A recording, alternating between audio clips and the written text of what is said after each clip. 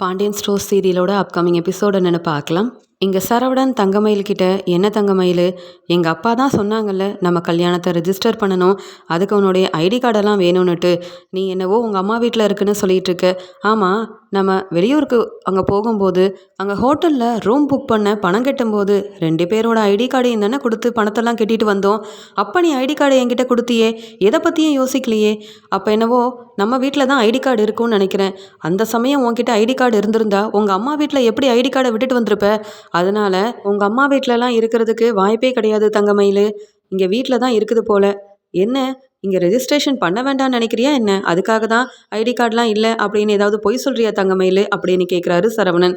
அதுக்குடனே தங்கமயிலும், இல்லைம்மாம்மா, இப்போ எதுக்கு அந்த ரெஜிஸ்டர்லாம் பண்ணிக்கிட்டு, அதான் எல்லாரையும் கூப்பிட்டு சொந்த பந்தம்லாம் நிற்கும்போது தானே அங்கே மண்டபத்தில் பெருசாக நம்ம கல்யாணம் நடந்துச்சு. அப்படி இருக்கும்போது இதெல்லாம் எதுக்கு மாமா செய்யணும்? இதெல்லாம் செய்ய எனக்கு பிடிக்கவே இல்லை மாமா. நீங்கள் தான் பாண்டியன் மாமா கிட்ட சொல்லி அதான் கல்யாணத்தை எல்லார் முன்னாடி மண்டபத்தில் வச்சு தானே பண்ணியிருக்கு. இதெல்லாம் தேவையில்லைன்னு நீங்கள் சொல்லி புரிய வைங்களேன் மாமா அப்படின்னு சொல்ல, அதுக்கு உடனே இங்கே சரவணனும், என்ன தங்கமயில நீ, எல்லாருமே இப்போ ரெஜிஸ்டர் பண்ணிக்கிறாங்களே, அப்படி இருக்கும்போது அது பண்ணுனா உனக்கு தான் நல்லது, அதை புரிஞ்சுக்காம நீயே வேண்டான்னு சொல்லிட்டு இருக்க அப்படின்னு கேட்கும்போது இங்கே தங்கமயில் யோசிக்கிறாங்க. எனக்கும் நல்லதுன்னு தெரியாதா என்ன? ஆனாலும் இந்த ஐடி விஷயத்தில் நாளை வசமாக மாட்டிப்பேன். ஏற்கனவே சரவணன் மாமா விட 2-3 வயசு மூத்தவன் நான். அப்படி இருக்கும்போது நான் சின்ன பொண்ணு, அவரை விட வயசில் சின்னவன்னு சொல்லி தான் எங்கள் அம்மா கல்யாணம் பண்ணி வச்சுருக்காங்க. இந்த விஷயம் இப்போ சரவணன் மாமாவுக்கும் குடும்பத்தில் உள்ளவங்களுக்கும் தெரிஞ்சால் எம்பிட்டு பெரிய பிரச்சனை வரும். அது மட்டும் இல்லாமல் சரவணன் மாமா கோவத்தில் நான் இனி மயில் கூட வாழ மாட்டேன் அப்படின்னு சொல்லிட்டாருன்னா என்ன செய்யறது? அதெல்லாம் நினைக்கும் போது தான் ரொம்ப பயமாக இருக்குது அப்படின்னு யோசிக்கிறாங்க. உடனே சரவணனும், மயில், எதை பற்றி இப்படி யோசிச்சுக்கிட்டே இருக்குன்னு தெரியல. நான் இப்போ சொல்கிறேன் கேளு. வீட்டில் எங்கேயோ தான் உன்னுடைய ஐடி கார்டெல்லாம் இருக்குது. அதெல்லாம் தேடி வை. அப்பா ஒரு முடிவெடுத்தா யாராலையும் மாற்ற முடியாது. என்னாலையும் அப்பாவை எதிர்த்து பேச முடியாதுன்னு உனக்கு நல்லாவே தெரியும். அதனால் பேசாமல் ரெஜிஸ்டர் பண்ணிடுவோம். இதை பற்றிலாம் யோசிக்காத. நான் சாயந்தரம் வரும்போது கண்டிப்பாக உங்ககிட்ட அந்த கார்டு இருக்கணும் அப்படின்னு சொல்லிட்டு போகிறாரு. இன்னொரு பக்கம் மீனாவும் ராஜிக்கிட்ட சொல்கிறாங்க, ராஜி, தங்கமயில் அக்காவை பார்த்தியா? இங்கே மாமா என்னவோ ரிஜிஸ்டர் பண்ணணும்னு சொல்லி அவங்களுடைய ஐடி கார்டெல்லாம் கேட்டப்ப அக்கா எம்பிட்டு பயந்தாங்கன்னுட்டு ஏதோ ஒரு உண்மையை அவங்க மறைக்கிறாங்க போல். அதனால தான் ஏதோ சொல்ல தயங்கிக்கிட்டே அவங்க ரொம்ப பயந்துக்கிட்டே இருந்தாங்க. என்ன ஏதுன்னு தான் ஒன்றுமே புரியல அப்படின்னு சொல்ல, அதுக்குடனே ராஜியும், இங்கே மயிலக்கா மறைக்கிறதுக்கு என்ன இருக்குது அப்படின்னு கேட்குறாங்க. இல்லை, எனக்கும் முன்னாடியே சந்தேகம் இருந்தது. இவங்க நிறையா படிச்சிருக்காங்க. சரவணன் மாமாவை விட ரொம்ப சின்ன பொண்ணு. கல்யாணத்தில் என் பொண்ணுக்கு நான் 80 பவுனுக்கு மேலே தங்க நகையை போட்டிருக்கேன்னு ஒவ்வொரு விஷயத்துலையும் தங்கமயில் அக்காவோட அம்மா எவ்வளோ பெருமையாக எவ்வளோலாம் பேசிகிட்டு இருந்தாங்க. ஆனால் படிப்பை பற்றி பேசினாலும் தங்கமயில் அக்கா ரொம்பவே பயப்படுறாங்க. இன்னொரு பக்கம் நகையை பற்றி கேட்டாலும் எதுவுமே பதில் பேச முடியாமல் நிற்கிறாங்க. இப்போ இந்த ஐடி கார்டை பற்றி கேட்டால் கூட ரொம்ப பயந்துக்கிட்டே நிற்கிறாங்க. அப்போ ஏதோ நிறைய பொய்யை சொல்லி வச்சுருக்காங்க போல்.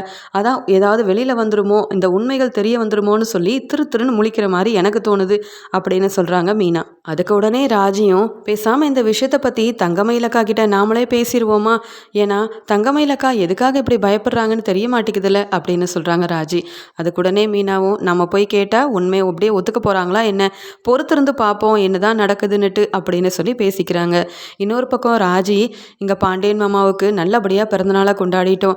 இப்போ பாண்டியன் மாமா என் மேலே உள்ள எல்லா கோவமும் இல்லாமல் ரொம்ப சந்தோஷமாக இருக்கார். இந்த சமயம் நான் டியூஷன் எடுக்க போகிறேன்ற விஷயத்த கோமதியத்தை சொன்னாங்கன்னா சரியாக இருக்கும். மாமாவும் என் மேலே உள்ள கோவத்தெல்லாம் மறந்துட்டு கண்டிப்பாக டியூஷன் எடுக்க ஒத்துப்பார். ஆனால் கோமதியத்தை இன்னும் அதை பற்றி கேட்காமல இருக்காங்க அப்படின்னு யோசிக்கிறாங்க. கோமதி எப்பயும் போல் கிச்சனில் வேலை செஞ்சுட்டு இருக்கும்போது அங்கே போன ராஜி, அத்தை, நான் ஏதாவது உங்களுக்கு உதவி செய்யட்டுமா அத்தைன்னு கேட்க, நீ முதல்ல காலேஜுக்கு கிளம்பு, நான் சாப்பாடு எல்லாமே ரெடி பண்ணிட்டேன் அப்படின்னு பேசிகிட்டு இருக்கும்போது இங்கே ராஜிக்கு ஒரு ஃபோன் வருது.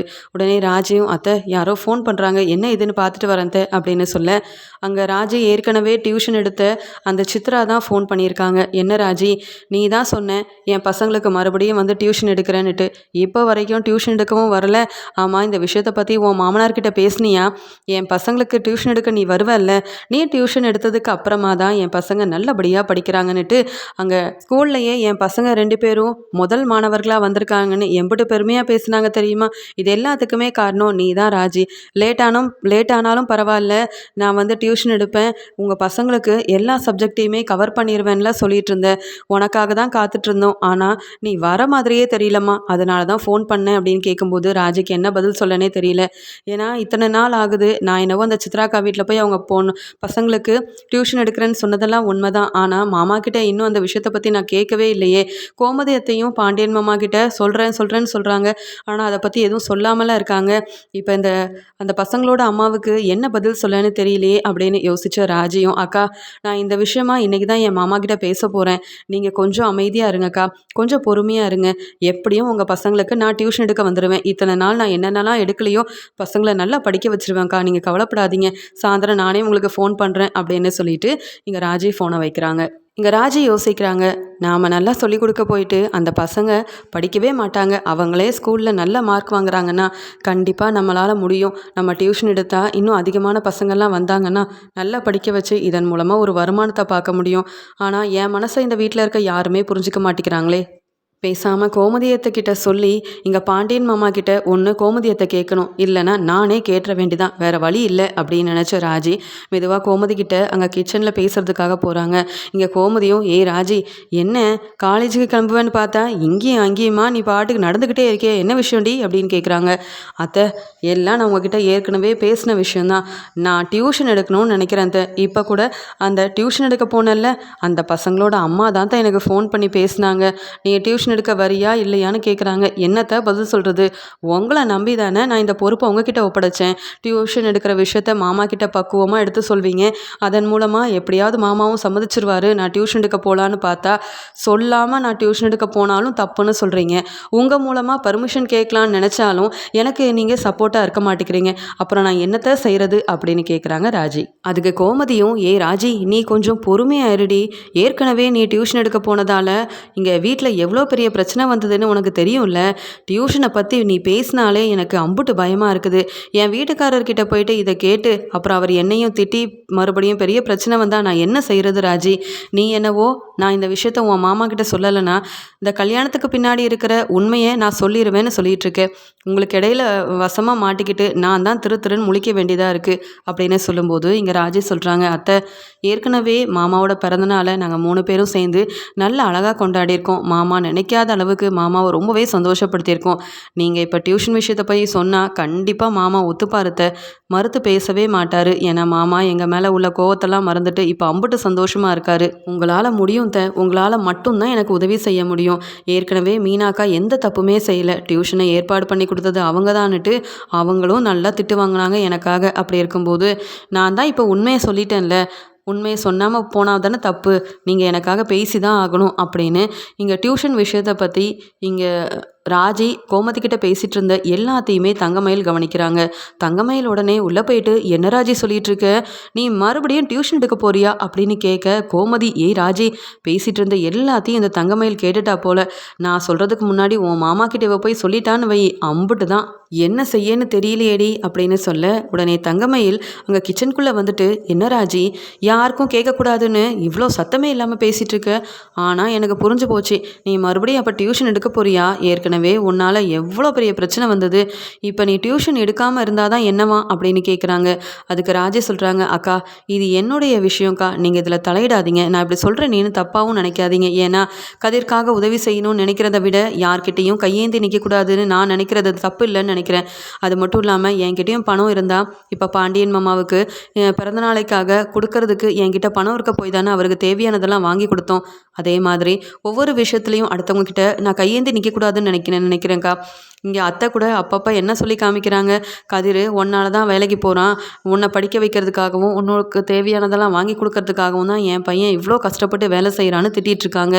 நானே சம்பாதிச்சா யாரும் அப்படி என்னை திட்ட வாய்ப்பு இருக்காதுல்லக்கா. அதனால தான் டியூஷன் எடுக்கிறதுன்னு பெரிய தப்பாக்கா, அப்படிலாம் ஒன்றும் இல்லைல்ல.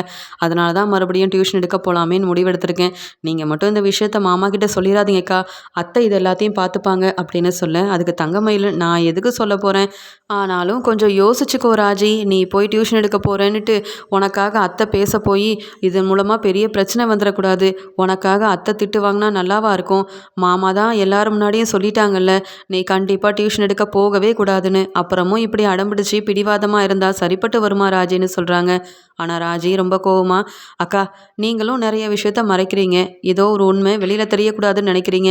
நாங்கள் அதுக்கு எதுவுமே அதை பற்றி நாங்கள் கேட்கல இல்லைக்கா. அப்படி இருக்கும்போது நீங்கள் எதுக்குக்கா என்னுடைய பிரச்சனைக்குள்ளே தலையிடுறீங்க?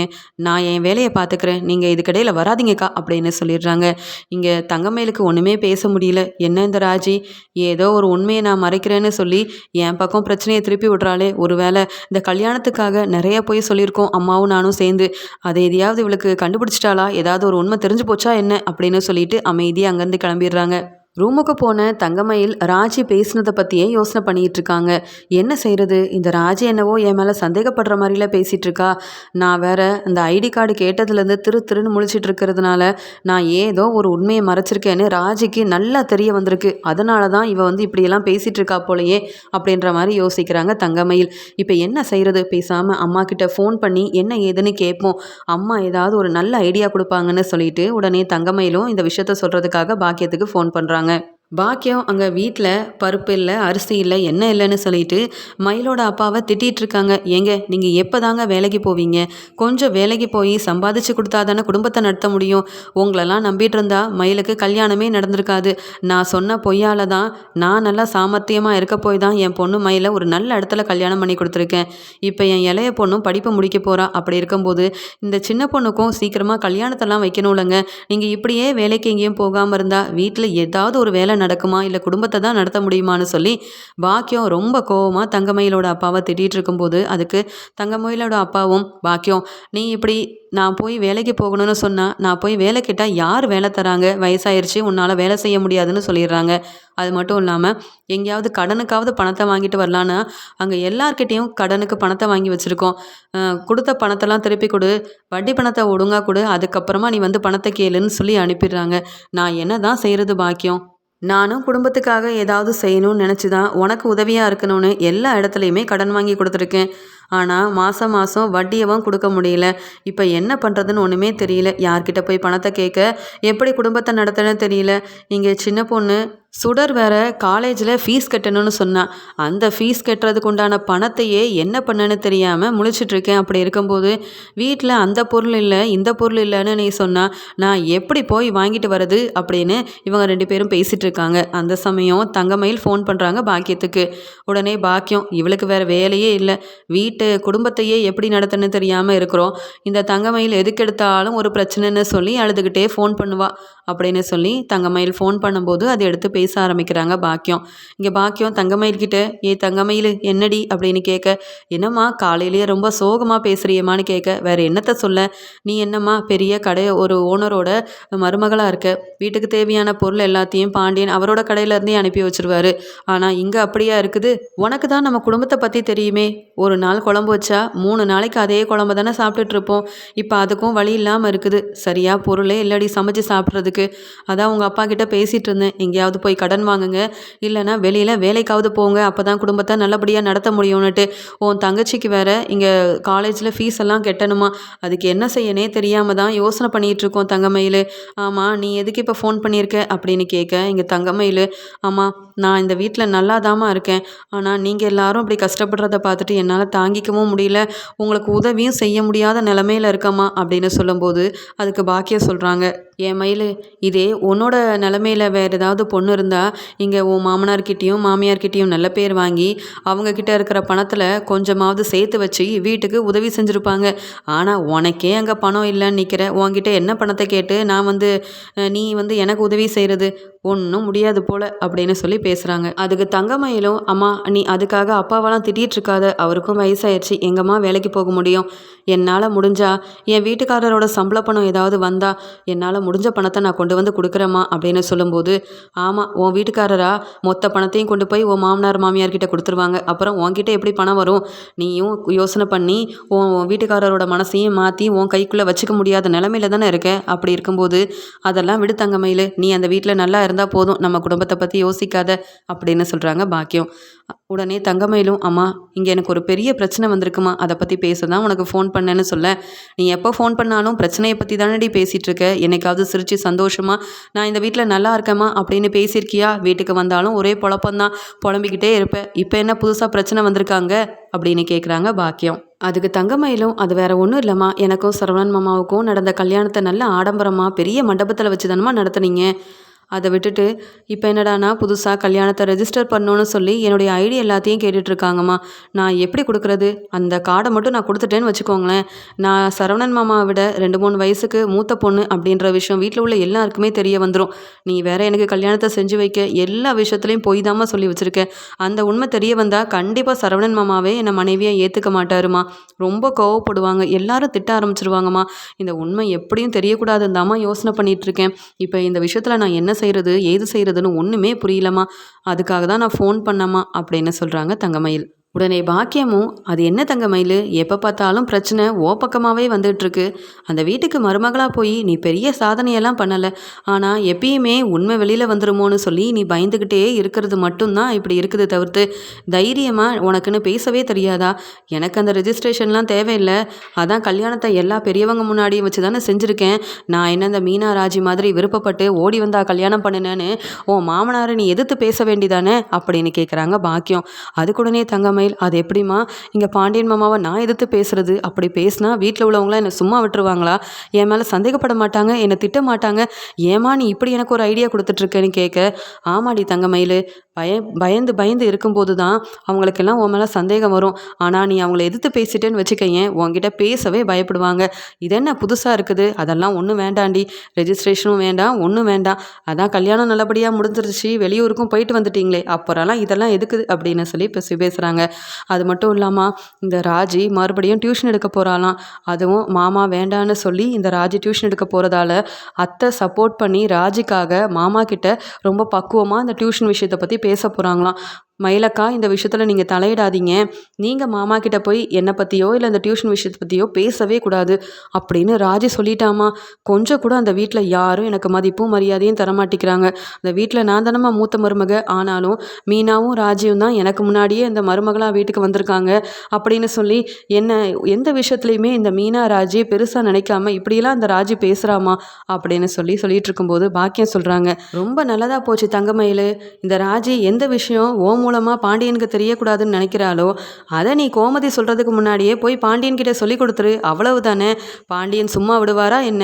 ஏற்கனவே ராஜி டியூஷன் எடுக்க போன ஒவ்வொரு நேரமும் பாண்டியன் திட்டி அவமானப்படுத்தி அந்த ராஜியை தலைகுனிய வச்சு வீட்டில் எம்பிட்டு பெரிய பிரச்சனை வந்தது. மறுபடியும் இந்த ராஜி இவ்வளோ தைரியமாக ஒரு முடிவெடுக்கிறானா, அந்த தைரியம் ஏண்டி உனக்கு இல்லாமல் போச்சு?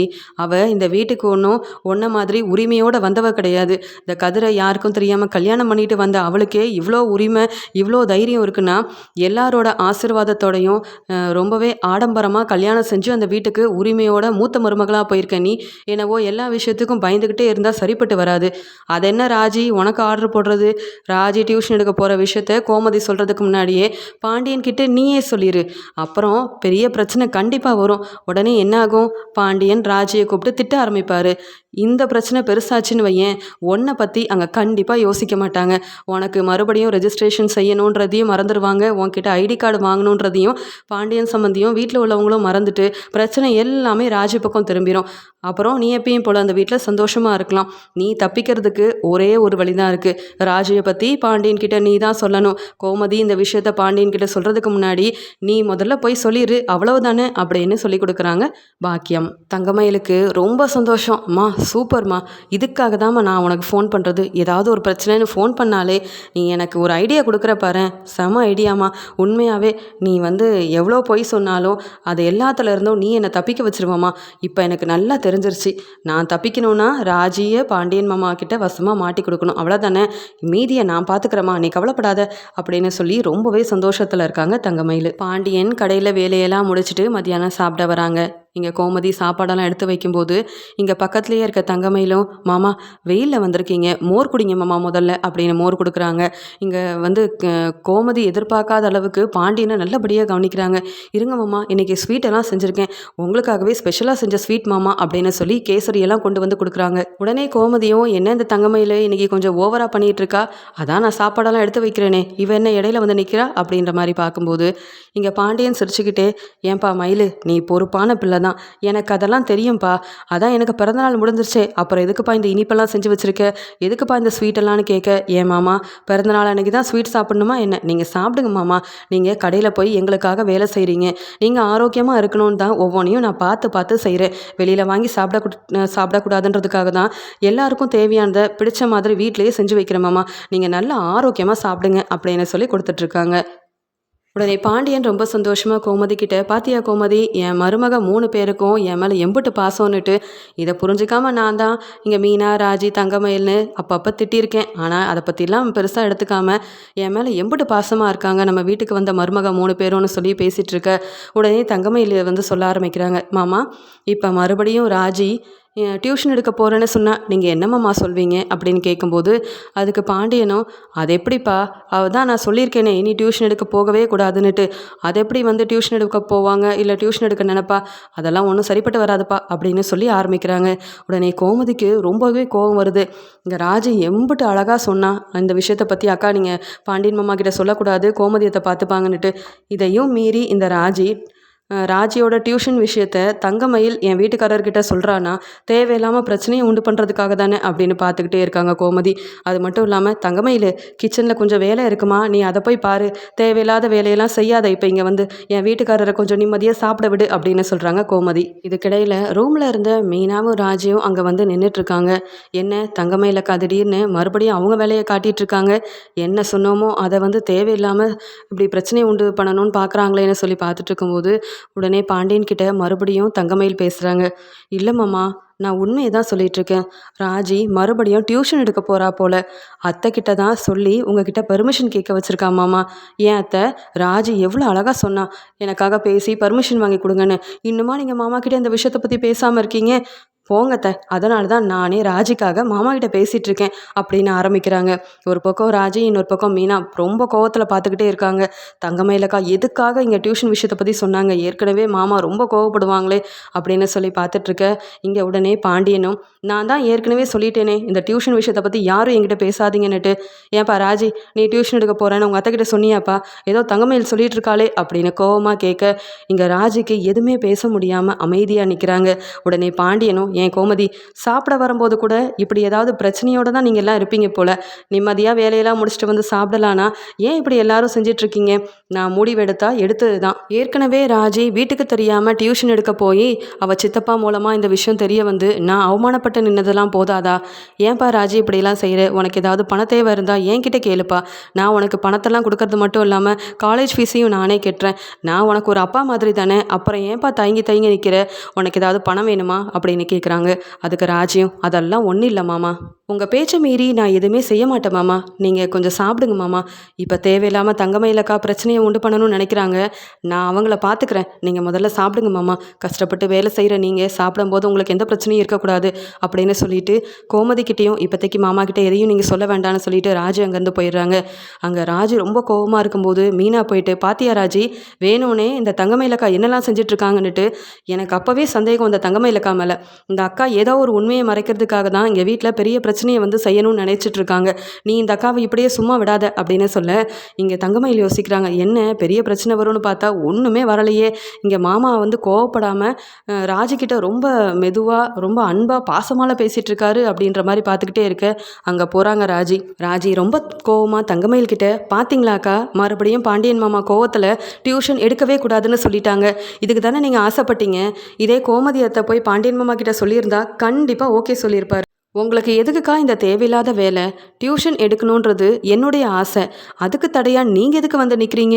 அத்தைக்கிட்ட தான் நான் பர்மிஷன் கேட்க சொன்னேன். உங்ககிட்ட ஏதாவது எனக்கு உதவி செய்யுங்கன்னு சொன்னேன்னா, அப்படி இருக்கும்போது மாமா சாப்பிட்டுட்டு இருக்கும்போது தான் இதை பற்றி பேசுவீங்க.